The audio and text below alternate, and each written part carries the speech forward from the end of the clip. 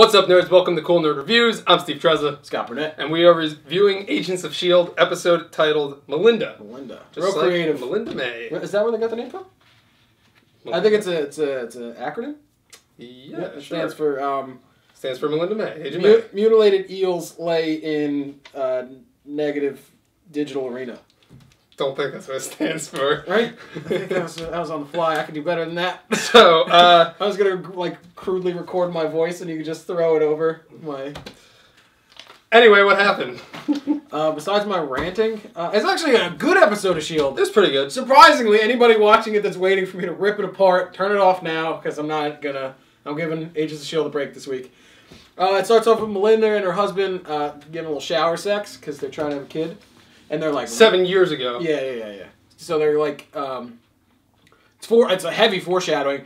The weird thing is, we're getting Melinda's backstory now at the end of season 2. Like 2 years later. They called her the Cavalry in season 1, and now they're explaining it. Like, Marvel's like, look, somebody probably was like rewatching Agents of S.H.I.E.L.D. and they're like, we never really told them why she became the Cavalry, and they're like, shit! So then they had to like or they just kept it in their back pocket and was just like, alright, when we really get into trouble, we'll pull out the Cavalry episode. And but like they had to like pancake makeup Coulson to make him look younger. Yeah. Because he was like 2007 Coulson, he was right before Iron Man, which was cool.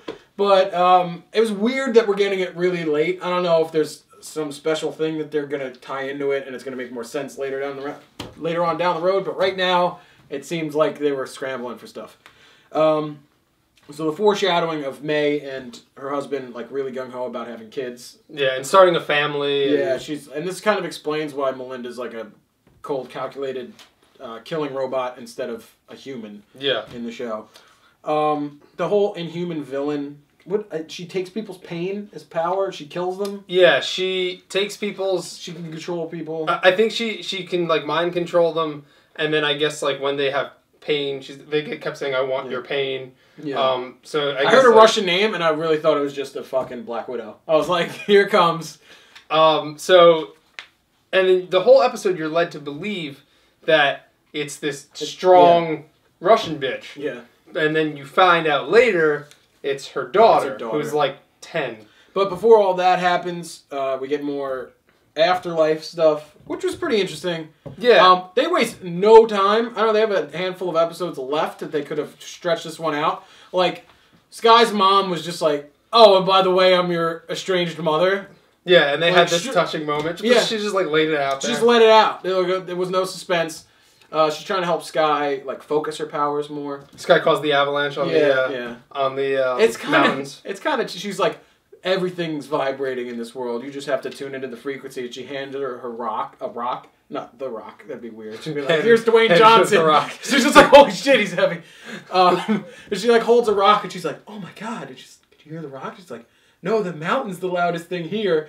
Like, she's like, move the mountains. I don't want to hurt anyone. Yeah, I don't want to hurt You're not going to hurt the mountain. Yeah. Like, think about the countless amounts of wildlife she killed. Like, she's like, oh my god, it caused an avalanche. Meanwhile, just tons of animals are dead. Like, she didn't even blink an eye. She's like, I don't want to hurt people, but fuck those indigenous, like, mountain animals. Like, there could have been, like, a little fishing village at the bottom. Because it's China. That's it's true. Just made of fishing villages or factories. There's no in-between. So there's just some guy just, like, in his little rickety rickshaw boat and his little rice paper hat. Here comes the avalanche. And he's just, like... It starts rumbling, he thinks he caught a fish, and he turns around and it's like, boom! Dead. She doesn't care. Okay, so anyway. Accidental homicide aside, or is that manslaughter? That's manslaughter.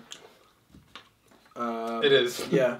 It's like that. It's like that cop, not Aaron Hernandez. Then there's that awkward family dinner afterwards. There was. There's the, we get the awkward family dinner between... I can't see Skye's mom married to Skye's dad. I know. They should have really sat them in a room to see if there was any kind of chemistry, because it's like hot Asian chick and then creepy, like substitute teacher. He does look like a creepy He looks like a substitute teacher. He's like always kind of sweaty. Like, and he's got that pushback hair. His suit doesn't fit right. He definitely got it off the clearance rack at a Marshall's. It's all shabby. It's all like he's got one suit because substitute teaching doesn't really pay that well. Like that, and then you got like and it's red. Yeah, like it's not even like. It's like gray. the off color, like, and then you get this like stately, like very attractive Asian woman. Yeah. Like, where did he order her from? So, so we have that dinner. Really awkward. I was reading reviews about it. They're like the touching family dinner. I was like, nothing about that was touching. It touched the creepy bits inside me. Skye kind of like accepts her dad. Yeah. And you see, but there's moments where she's like, she's happy because she's like, I'm finally with my family. Yeah. And then she just straight up accepts them. She went her entire life without them, and now she's like, they're in my life, and I'm totally accepting of them. Well, her father was a little more pushing away. Yeah. But like, if her mother was very accepting of her, and I can see how they're like. Yeah. Well, Skye's 25 or 26 because she finds that out too. 26. Yeah. Woo. But like, that's like me going my entire life living in a van, being like a reclusive hacker, and then finding out I have superpowers, and then my family comes in like, hey, we're your family, and then just like, okay, cool, let's go hang out. Want to go to a Dave & Buster's? Cool. Like, I would be like, you've birthed me, but you're not my parents. Yeah. Like, that van is my parent. That van and my computer. We also, at that dinner, we find out what Rena's power is. I forgot. She's got quills. So Rena has this dream that she told to Lincoln, that she was like, I had this dream. That's what that was about. Skye is sitting at dinner with her father, and they're smiling, and there's daisies, and he gave her the daisies. Gotcha. So that's when Lincoln walks in, he's like, that's her power. She's the real clairvoyant from season 1. I guess so. There you go. Yeah, oh, yeah. See, I forgot, but I came back strong. And she's the one that was all about the clairvoyant, too. She's clairvoyant. So maybe now she'll find out she's clairvoyant and she'll stop bitching. Quilly the clairvoyant. Just wrote her to come. So Sonic the Hedgehog is a telepath. What else happened? So then that. Yeah, the little girl. So then we go back to the little girl. Can I just a little sidebar?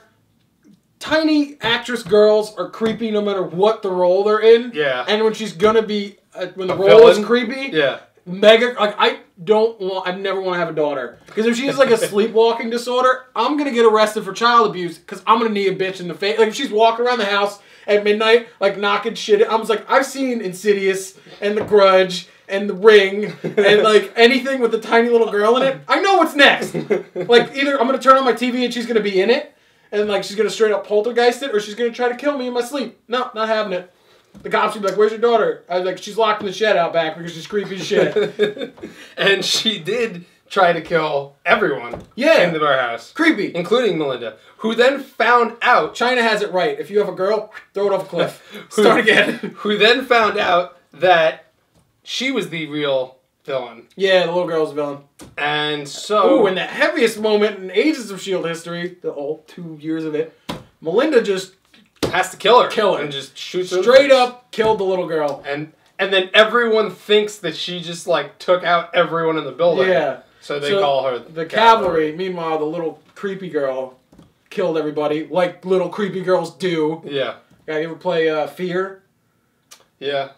Anything with Nope. Nuh-uh. Like you're climbing down the ladder and like you turn around and like right in your face. Fuck that. I'd turn the game off. I said, nope, I can deal with a lot of shit. Creepy little girls. So then the other thing that we had in this episode was we had a lot of mention of Theta Protocol. Oh yeah, I forgot about that. So Theta Protocol, basically they're saying that Coulson is... like gearing up for something. And he's trying to house powered people. Yes. Is how they put it. I have two theories. One could be the Avengers Academy. I think that's too big of a scope for a spin-off show. Yeah. Because I think they're building this up for the next S.H.I.E.L.D. spin-off. Because God knows every superhero show needs a fucking spin-off. And 75% chance Agent Carter's coming back. Fuck you, don't do it. I kind of don't want Agent Carter to come back. Yeah, if anyone from Marvel's listening, don't do it. But anyway, so this is what they're building it up as. So I would hope it's Avengers Academy because that'd be really, really cool. Because then we can kind of gear away from the typical Avengers for Infinity War, and we're gonna get like this really ragtag group. Like we're getting the Defenders, we're getting Guardians of the Galaxy, which leads me to believe that a big Avenger's gonna die between now and then. But the other more likely one is Secret Warriors, which Fury kind of takes superpowered offspring and raises them in this like underground like superhero fight club thing, and then like nobody knows about it. Kind of like the X-Men. Kind of like the X-Men, but nobody knows about them. And that makes more sense because Daisy was a part of the Secret Warriors in the comic book lore. So I think we're going to get a Secret Wars spinoff. They got us on a Deathlock spinoff. They got us on a Melinda spinoff. They got us not cooking with Fitz and Simmons. Like, just give me, like, take away, if you're going to do it, separate the powers from the spy so I could stop watching the spy stuff and start watching the interesting things. I mean, I don't know. Actually, I still like Agents of S.H.I.E.L.D. Yeah, but this episode catered to 2 powered people. Yeah. Made it super interesting. It did. The one part that was missing from the whole episode was the old S.H.I.E.L.D. See, old S.H.I.E.L.D. versus new S.H.I.E.L.D. or whatever the fuck, real S.H.I.E.L.D. versus fake S.H.I.E.L.D. They pull out that stupid spy garbage, and guess what you get? All right, a good episode. But the whole time that they had Hydra versus S.H.I.E.L.D., that was spy shit, and that was awesome. That's because you get a true evil versus a true good. Yeah. Not like 2 sides So do that that. Bring in another super evil. Bring in AIM. Yeah. Don't make the other super evil fucking S.H.I.E.L.D. Well, I don't know, I think they need like a bridge between time. Like, I think eventually when the movies allow for it, there'll be another thing. Like, when Ultron takes over the world, when Ultron starts blowing shit up, like, you saw how the incident in New York from the Avengers, the first Avengers, rippled through everything. Oh, yeah. When we're going to get another huge stone thrown in the lake of the Marvel Cinematic Universe in 2 weeks. Yeah. What's going to happen? They need, like, a little tiny bridge from then until now, till that effect. Like, I guarantee you, Ultron's going to attack, the 2 S.H.I.E.L.D.s are going to have to... I guess. Combine. Come together, because they're like, we have more serious problems. That's what Tony Stark is fucking shit up. See, I was thinking that the 2 S.H.I.E.L.D.s would come together to go against the Inhumans, but now it's kind of probably making more sense that they'd go against... I think the events of the Avengers are going to... Maybe they have to, like, find, like, the Ultron bots that weren't destroyed or something like that. Yeah. Or they might have to, like, actually, like, employ the Inhumans to help. They're like, we kind of need these people to combat Earth's mightiest villains, like that bullshit, and which will make sense, which will explain these weird, like, bridge episodes. I just think... I hope. If not, hire me. I don't mind quitting my job to run Agents of S.H.I.E.L.D. I just think, I don't know, I just remember that whole Hydra versus S.H.I.E.L.D. storyline. It was awesome. It was the best in the... because it was directly related. It was directly related to a movie. That's why. Yeah, but it kept going. That's what I'm saying, yeah. Like, up until the the mid-season finale. It was awesome. Until they, out of nowhere, just ended that storyline. Yeah. Which, again, leads me to believe that they're trying to tie up Hydra to get the new events of the Avengers tied in. Yeah, well, they're not going to be able to have Hydra and whatever happens in Ultron. Like, let's say the events in Ultron happen and Hydra's still around. People are going to be like, what? Like, Hydra's, like, basically done. There's, like, Ward, and he's, like, not even really Hydra. He's, like, his own thing now. Yeah, so... Like, again, they're just gearing up for Ultron. What do we have? 2 more episodes of S.H.I.E.L.D. till Ultron comes out? I believe so, yeah. Yeah. So we got next week, and then we're going to have 2 more middle-of-the-road episodes, and then that 3rd week after Avengers comes out, I'm really going to wonder... Because Agents of S.H.I.E.L.D. still has, like, 8 episodes left. Yeah. Where Flash and Arrow have 5. Yeah, somewhere around there. So we're still going to get an extra 3 weeks of hopefully really good episodes after Ultron comes out. And if I'm wrong, you could play this back in black and white so you know that it's in the past. We'll do it. And then you could just flash forward to the future and then you'll just be pointing at you in my face and being like, you're totally wrong. Which could be. I've been wrong a lot on this show. So that's our S.H.I.E.L.D. review.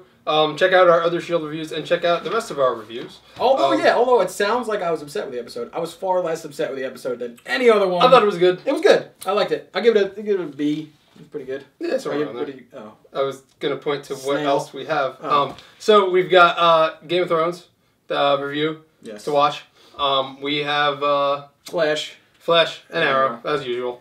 So check us out over there, and we'll see you over there.